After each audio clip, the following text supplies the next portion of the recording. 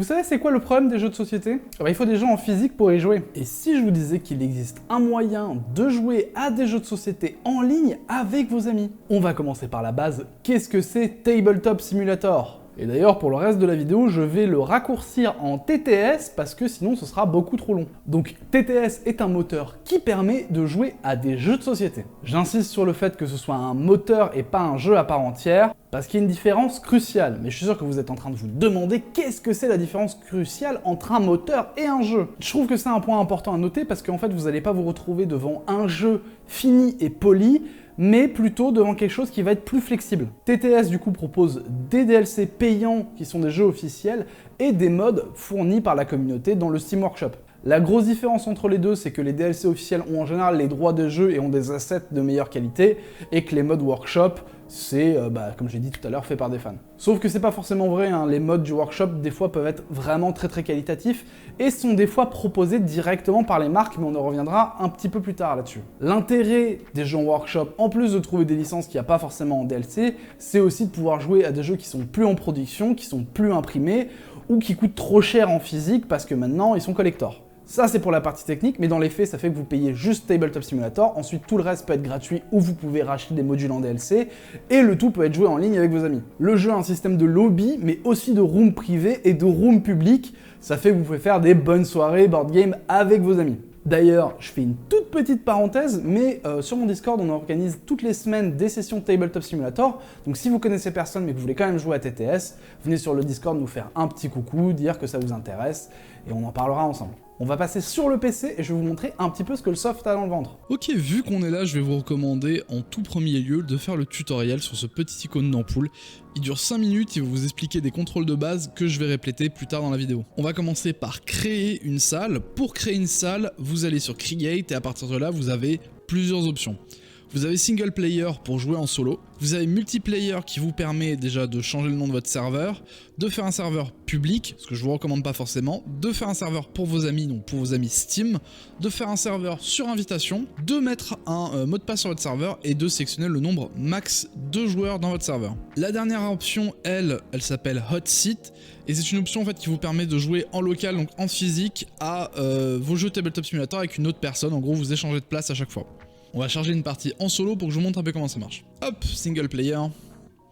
À partir de là, voilà, vous arrivez en fait sur une table vide, et à partir de cette table vide, vous pouvez charger plusieurs choses. Donc classique vous permettra de charger en fait des jeux qui sont déjà intégrés dans Tabletop Simulator, c'est des trucs très basiques. DLC vous permettra en fait de charger vos DLC que vous avez achetés dans la boutique Steam. Workshop vous permettra de lancer vos jeux du workshop, et Save and Load vous permettra de charger une partie ou d'en sauvegarder une que vous êtes en train de faire. Du coup, comment on fait pour avoir des jeux sur Tabletop Simulator? Vous avez deux options, soit vous allez acheter un DLC, soit vous allez dans le workshop de Steam, ce qui est gratuit. On va prendre cette option là. Pour télécharger les mods du workshop, il y a deux façons de faire. Soit vous allez dans workshop et ensuite dans browse, ce qui va vous ouvrir la fenêtre intégrée de Steam, ce qui est un peu pénible, soit vous passez directement dans Steam et c'est comme ça que je vais vous montrer. Pour ça, vous allez dans votre librairie Steam, vous cliquez sur Tabletop Simulator et ensuite vous allez dans Workshop. À partir de là, ça vous ouvre le workshop. Alors c'est un peu comme un magasin, il y a des trucs très bons et il y a des trucs un peu moyens. Donc on va commencer à filtrer un tout petit peu. Si vous n'êtes pas bilingue, sachez que la majorité des jeux sont en anglais, mais il y a quand même des jeux en français. Pour ça, on va taper FR dans la barre de recherche, ce qui va nous montrer tous les jeux qui ont le tag FR. À partir de là, il y a d'autres options de tri, comme le fait de trier par les plus populaires, par pertinence, etc. On va trier par les plus populaires. Et ensuite on va mettre de tous les temps. Donc là on a un petit peu de choix à partir du moment où on a tapé français. Je vais prendre route histoire de vous montrer comment on fait. Donc pour télécharger un mode du workshop, vous allez juste sur la petite flèche plus et vous cliquez dessus. À partir de là c'est ajouté à votre Tabletop Simulator. Donc c'est soit vous relancez le jeu, soit vous allez directement dans le jeu. Normalement il aura déjà pris en compte le téléchargement. Donc moi je vais aller dans la barre de recherche, donc workshop, donc taper route. Et hop, à partir de là on clique, on load. Et ça charge le jeu. Donc voilà, ça c'est pour charger un jeu, c'est pas bien compliqué. Maintenant je vais vous montrer un petit peu l'interface. Ok, on va commencer en haut à gauche. Alors la main c'est le truc de base qui va vous permettre de attraper tout, de sélectionner, c'est votre outil standard. Le deuxième icône c'est un icône qui vous permet de dessiner sur les tables. Donc on peut faire des lignes, des carrés, des ronds. On a une fonction effaceur pour effacer les lignes qu'on a fait. On peut en changer la couleur, ou si à un moment vous avez vraiment fait trop de bazar et que ça vous prendrait trop de temps d'effacer les lignes, vous pouvez aller sur la poubelle et enlever toutes les lignes. Troisième option, c'est déjà une option avancée, donc je vais l'expliquer vite fait, mais je vais pas trop rentrer dans les détails. C'est une option de zone qui vous permet de faire différentes zones avec des propriétés particulières. Donc on peut faire des zones cachées, qui sont cachées pour vos joueurs. On peut faire des zones de randomisation, c'est-à-dire que tout ce qui va être dans cette zone va être randomisé, vous voyez, c'est ce qu'il me demande là maintenant. On peut changer les mains avec cette option-là. En gros, tous les joueurs ont une couleur et une main qui leur est assignée. Là, c'est pour les modifier, en créer des nouvelles, en changer les couleurs. Le layout, c'est pour modifier ce qu'on a déjà fait. Et le Fog of War, c'est en gros, si vous jouez à des RPG ou à des wargames qui vous nécessitent un Fog of War pour être joué, là, vous pouvez le mettre, le modifier. La dernière option de ça, c'est scripting. Alors là, je vais vraiment pas rentrer dedans. On est encore dans l'avancée. Ensuite, on a l'option line qui permet de tracer des lignes pour avoir en gros les distances en inch, sachant que vous pouvez le faire en raccourci en restant appuyé sur tab. Vous avez la même option, sauf que là en gros il vous propose si vous voulez qu'elle soit 2D, 3D, etc. L'option flick vous permet de flick des choses. Alors ça c'est un petit peu pénible si vous jouez avec des gens que vous connaissez pas parce qu'ils peuvent mettre le bazar assez vite dans vos parties. Je vous montrerai plus tard comment on enlève certaines options pour les joueurs. Cette option là, combine, c'est aussi une option avancée, donc j'y passe très vite. En fait ça permet de faire des joints entre certains éléments et de les grouper avec ça. En gros, ça leur associe des propriétés physiques à un groupe. Alors c'est très complexe, mais en gros on peut faire des machines avec ça. On peut faire par exemple des roues fonctionnelles, ce genre de choses. Texte, ça vous permet juste de taper un texte, c'est assez standard. Vous pouvez le supprimer pareil que les autres, pareil que le dessin. Le gizmo, c'est un gizmo, c'est pour modifier tout avec précision. Si vous avez besoin de faire ça parce que vous êtes en train de créer un mode ou ce genre de choses. Décal, c'est juste pour mettre des tampons sur la table, il faut juste upload un JPEG ou un PNG. Et point, alors point c'est une option super importante, je me suis récemment mis dedans, mais en gros, quand vous faites une partie de Tabletop Simulator, la majorité du temps, en fait, vous avez des points préfaits où en gros vos pièces vont aller se coller. Là vous voyez on a le contour de la pièce, elle va venir en fait se mettre dedans.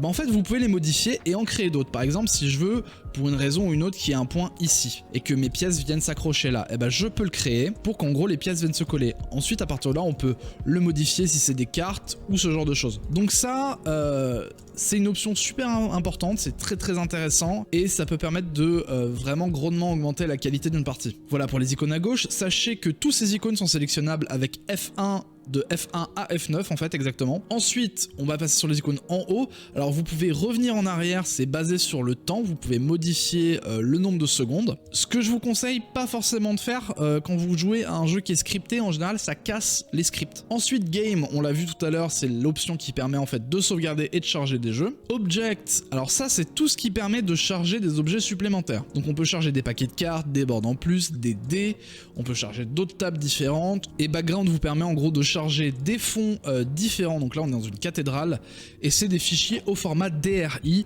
Je vais vous le mettre dans la description, il y a un site qui vous permet de télécharger des DRI si vous voulez changer vos fonds. Et la dernière option Saved Object, elle est super intéressante, elle m'a déjà sauvé un ou deux modes qui étaient moyens. Par exemple si les petits trains de Ticket to Ride vous conviennent parfaitement et que vous voulez les réutiliser ailleurs ou que vous voulez les jouer dans un autre mode. Vous pouvez en fait faire clic droit, Save Object, lui associer un nom, donc on va l'appeler petit train, pas comme ça, petit train, et à partir de là en fait ce sera sauvegardé donc dans votre folder d'objets sauvegardés et vous pourrez le faire spawn à convenance n'importe où. Donc par exemple regardez, on va charger une autre table, voilà, par exemple on va charger une table de poker et je vais vous montrer, hop, object, saved object, petit train, et ils peuvent être placés là où on veut. Ensuite, musique, ça permet juste de mettre de la musique dans le jeu, vous uploadez un MP3 et c'est joué à vos joueurs. Notebook, ça vous permet en fait de prendre des notes en fonction de votre couleur. Regardez là par exemple, hop, je suis violet, ça me débloque le carnet violet. Je peux taper des choses dedans et il n'y a que moi qui verrai mes notes. Option, alors là on va rentrer dans un peu le gros du truc, donc option info vous permet de vous montrer en gros les options de votre serveur pour les recherches publiques. Donc ça vous pouvez changer en fait le type de salon, le nom du salon, la complexité, le nombre d'heures que vous allez jouer, le nombre de joueurs et les tags du workshop. Serveur vous permet de modifier les options du serveur pendant que vous êtes en train de jouer. Donc là par exemple si je veux passer public à privé, je peux, etc. Permission, ça vous permet en fait de modifier les permissions que vos joueurs ont à votre table.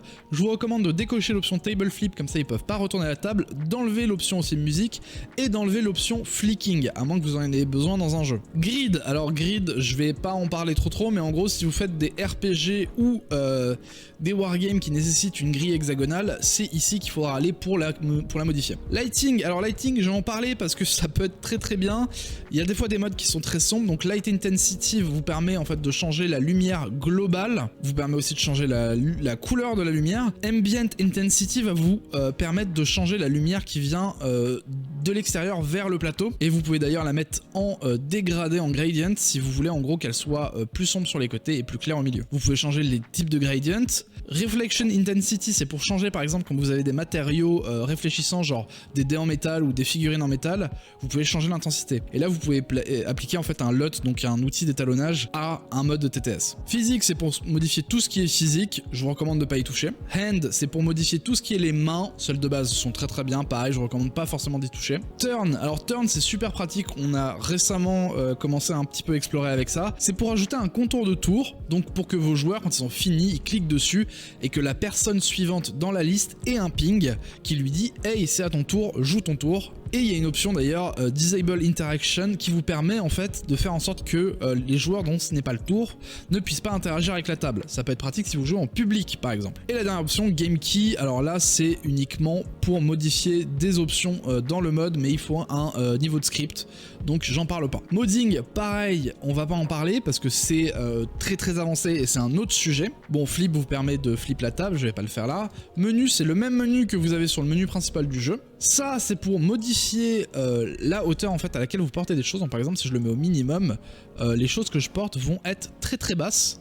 Et si je le mets au maximum, elles vont être très hautes. L'autre option vous permet de changer à quel degré de rotation vous faites tourner les choses. Donc là, c'est 15 degrés. Donc quand je fais un coup de rotation avec A et E, vous voyez que c'est 15 degrés. Mais si je le mets à 90, en fait, ça va faire une grosse rotation d'un coup.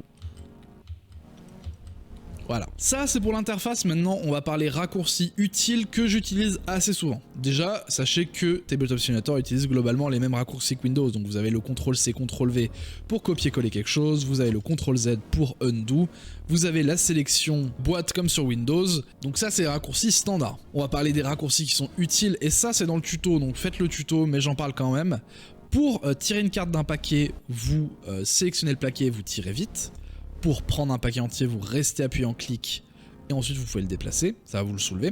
Si vous avez besoin de chercher une carte spécifique dans un paquet, vous pouvez faire clic droit, search, et là ça va vous donner la liste en fait du paquet et vous pouvez ensuite sortir une carte en spécifique. Si vous voulez retourner un paquet, vous faites F, ou retourner n'importe quel élément d'ailleurs. Si vous voulez zoomer avec une loupe, vous pouvez faire M. Il y a une autre option pour zoomer que j'utilise très souvent, c'est Alt. Vous passez votre souris sur un élément, vous appuyez sur Alt, et ça va vous le rapprocher du visage. Ensuite, à partir de là, vous pouvez scroll wheel pour en gros le rapprocher et l'éloigner. Donc pour déplacer un objet, je l'ai dit tout à l'heure, c'est A et E en ayant votre souris dessus. Pour mélanger un paquet de cartes, vous pouvez faire R dessus. Pareil pour jeter un dé, je vais vous charger un dé, hop, ça je vous montre aussi. Object, Components, Dice, Metal, hop, 1 des 4. Si vous faites R, vous allez jeter le dé. Et il va pas bouger, et ça c'est bien parce que sinon l'autre méthode c'est de le secouer et de le jeter. Donc moi je préfère garder une table un peu propre, donc j'utilise R. Vous pouvez appuyer sur Tab si vous voulez en gros highlight un objet pour le montrer à quelqu'un. Ça fait un petit ping et ça met une aura autour de l'endroit. Vous pouvez faire N pour pousser quelque chose. Alors ça je vais pas vous mentir, c'est pas un raccourci dont je me sers très souvent, mais il est là. Voilà, on peut pousser des choses. Donc voilà. Ça existe. Vous pouvez faire L pour verrouiller quelque chose. Par exemple, si vous savez que votre paquet de cartes ne bougera pas de toute la partie, vous faites L. Il pourra plus être en gros flic, bouger, etc. Vous pourrez quand même piocher dedans, mais il bougera pas, c'est très pratique ça. Si vous avez besoin d'être les yeux bandés pendant une partie, vous n'avez pas besoin de partir de votre PC, vous pouvez appuyer juste sur B, et ça va vous mettre un blindfold. Globalement, toutes les interactions avec les objets du jeu que je vous ai montré, on peut y accéder via clic droit. Vous pouvez du coup le verrouiller, vous pouvez le flip et le rotate. Vous pouvez aussi changer la taille du paquet, c'est pratique si vous avez besoin de rendre un élément plus petit pour pouvoir le glisser sur une table. Et si vous voulez globalement un résumé des raccourcis qui sont disponibles dans le jeu, alors il n'y a pas tous ceux que je vous ai montrés, c'est pour ça que je voulais en parler, mais vous pouvez appuyer sur slash et ça va vous montrer une grosse partie des raccourcis. Je vais parler aussi vite fait des mains, donc votre main dans le jeu. Pour rapporter quelque chose à votre main, en général, vous avez votre nom et une box que vous voyez là, elle est en surbrillance violet vu que c'est ma couleur. Et il suffit juste de le mettre dans votre main et à partir de là, ce que vous voyez vous, c'est caché pour les autres, c'est votre main à vous. Si vous avez besoin de piocher rapidement d'un paquet vers votre main, vous pouvez utiliser 1, 2, 3, 4, 5 sur le dessus de votre clavier, ça va tirer le nombre correspondant. Par exemple, admettons que j'ai besoin de 7 cartes, je vais passer ma souris sur le paquet de cartes, appuyer sur 7, et ça m'a distribué 7 cartes. Si je veux les grouper ensemble, je peux faire G pour les ramener ensemble, ensuite F, et on va les remettre dans le paquet. Et bah là, je pense qu'on a pas mal fait le tour des raccourcis, je les ai pas tous donnés, j'ai vraiment donné ceux que j'utilise le plus pendant mes parties. Et bah je pense qu'on va se retrouver avec mon moi du futur pour faire une conclusion.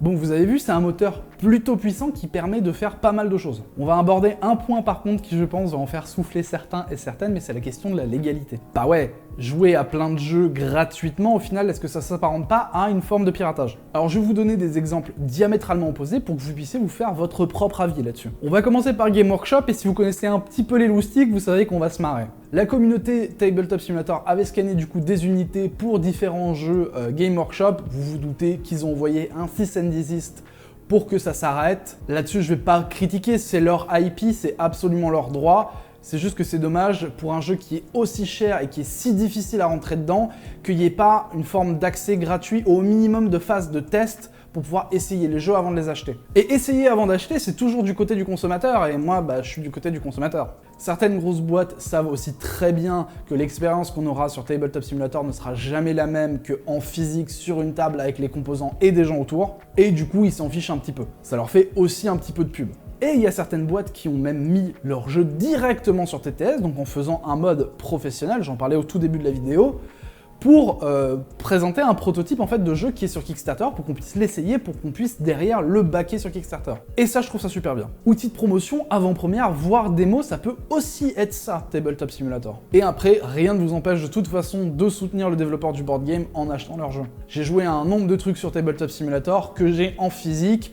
Je me suis pas senti forcément mal parce que je soutiens déjà les développeurs. Si on veut fermer la parenthèse là-dessus, moi je trouve qu'en tant que consommateur, c'est bien qu'on puisse tester quelque chose avant de l'acheter. Et je pense par contre qu'on peut s'arrêter là-dessus, on aura fait le tour du sujet. J'espère que cette vidéo vous aura plu, qu'elle vous permettra d'y revenir si vous avez des points de raccourci ou ce genre de choses. On fera peut-être une partie 2 si suffisamment de gens me le demandent pour parler un peu de script et de choses un petit peu plus poussées. Là, j'ai essayé de parler globalement du joueur et du Game Master, donc la personne qui organise la session. Je rappelle que si vous n'avez personne pour jouer à Tabletop Simulator, il y a mon Discord, vous êtes toutes les bienvenues et tous les bienvenus, il n'y a absolument aucun problème, on est une communauté vraiment super friendly avec des gens adorables.